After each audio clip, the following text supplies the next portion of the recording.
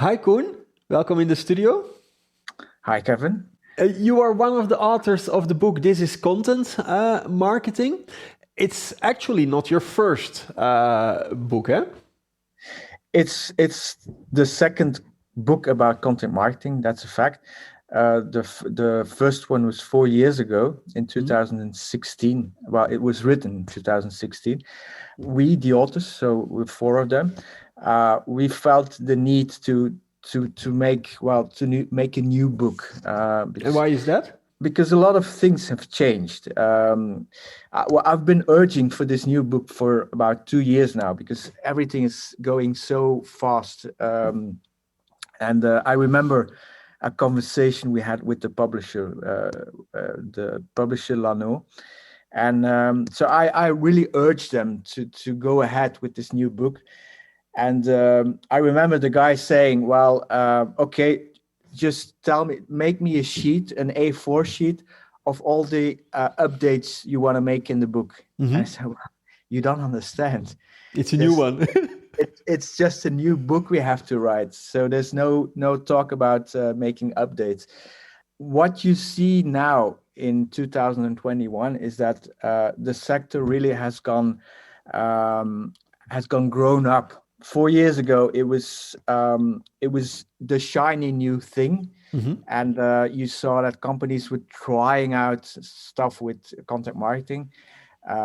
Some of them were already on a very professional scale, but most of them were like 95% were just starting or just trying stuff. I remember in 2016 that at the moment, because you're writing a book, you're in this subject, and you're overwhelmed with it. That I thought that it would go much faster and that the market was already much more progressed.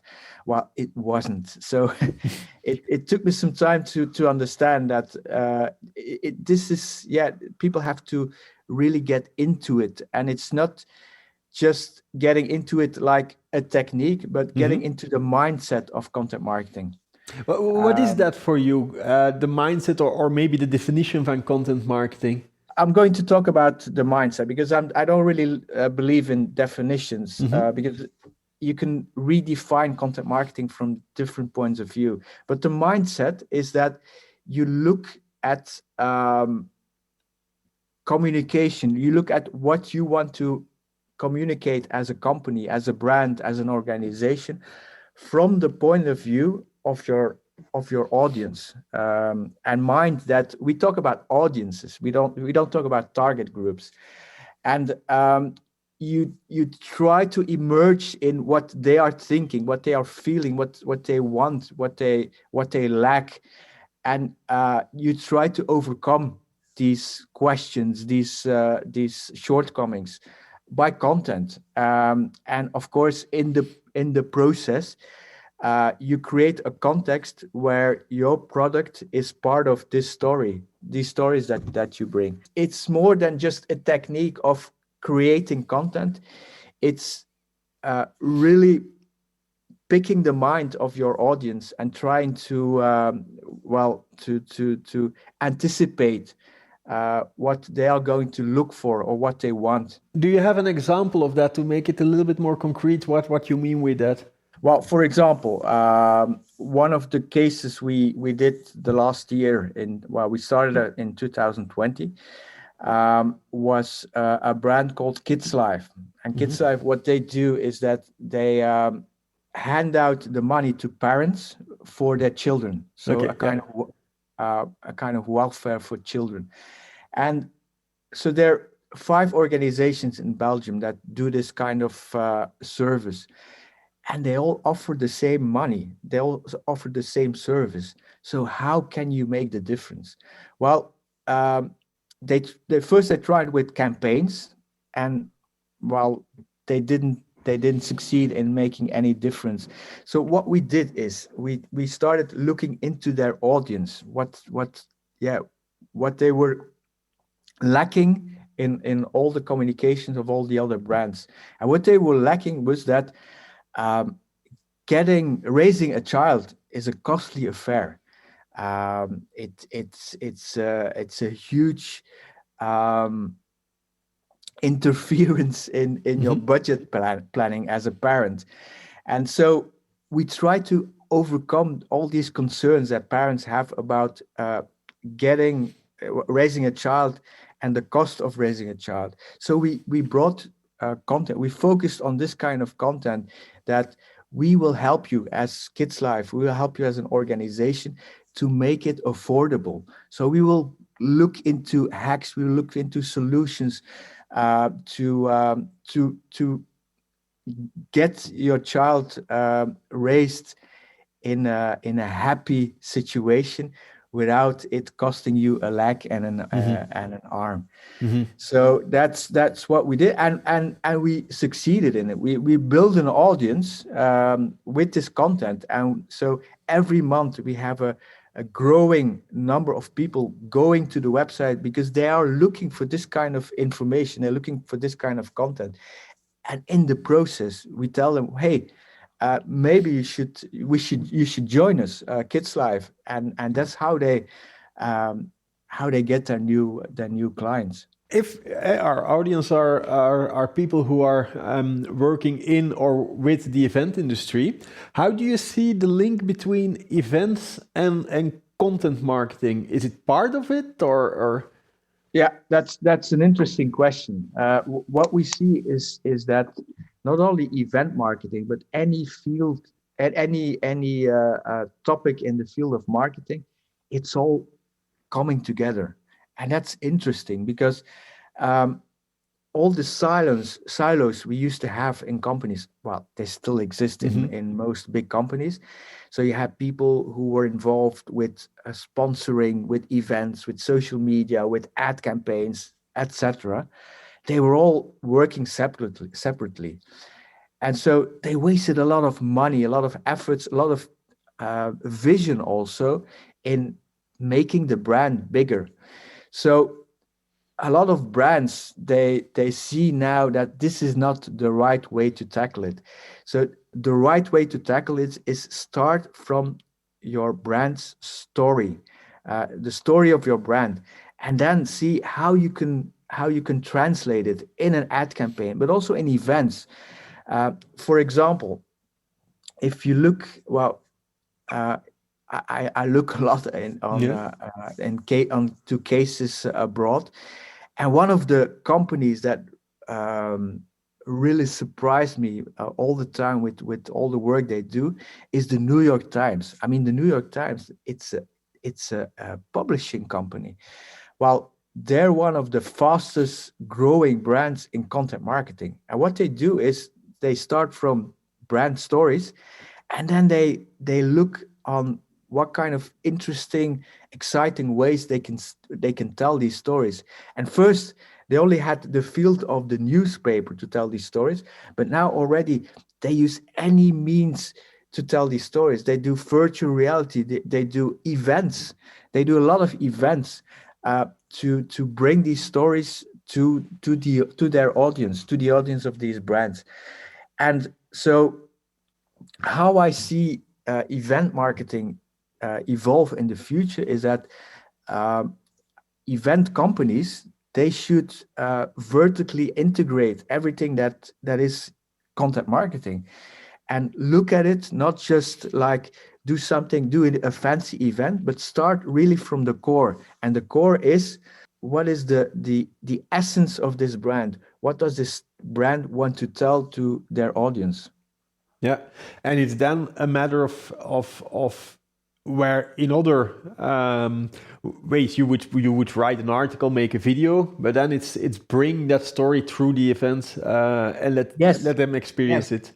and not look at it just from an event point of view. Um, I remember a case, Hmm. an event case in Las Vegas. There was a hotel that was being demolished. I mean, all the time these hotels are being demolished, and bigger Hmm. and more fancy hotels are being built in Las Vegas.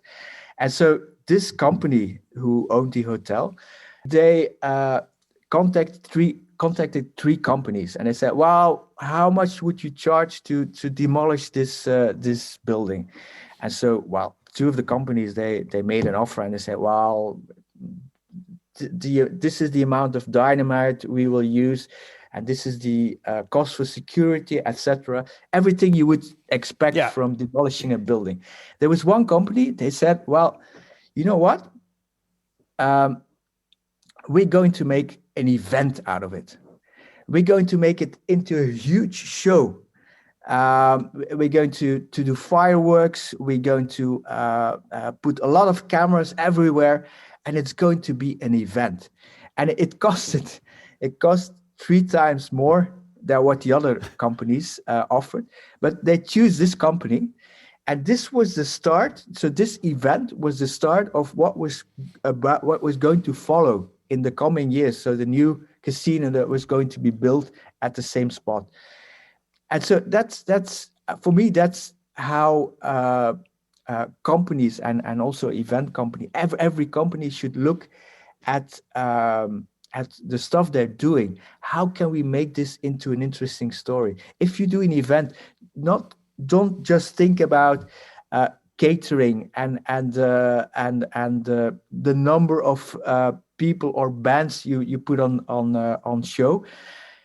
Think about the interesting stories you can create, and not just look at it from an event point of view, but also talk to the people from content, talk to the people from advertising, etc., and bring them all together. Look at an event as a show, like a train you create, and the first so the locomotive in front is a way to emerge the crowd, to make them want to go to this event. And maybe a lot of people, maybe, I don't know, 50% or 80% won't be able to go to this event, but I mean, they're also interesting to talk to. If you can build a pre-show to your event, you will also get these 80% who won't go to the event itself involved. At the event, you can do a lot of interesting things. I mean, I'm always so surprised that the only thing that most brands organize events can come up with is an after show video where you have people at the reception with a glass of champagne and eating hors d'oeuvres. Yeah. That's not interesting. Nobody wants to see that. I mean, only if you were there and you want to see how you looked at the event. That's not interesting. Try to do something interesting. Interview the people who were at the event. Do something with the people who spoke at the event. You can do all kinds of snippets, kinds of little pieces of content, which you can use afterwards, after the event. With one event, you can involve people for 2 to 3 months with this topic. The thing is that events and content marketing seems very interwoven, because on the one hand, it's a means of doing content marketing, but on the other hand, you could use content marketing to get people to your event. So it's very interesting. Koen, there are more than I think 200 examples in this book to have a look at. Also, you and your colleagues won the Marketing Book of the Year award. Congratulations with that.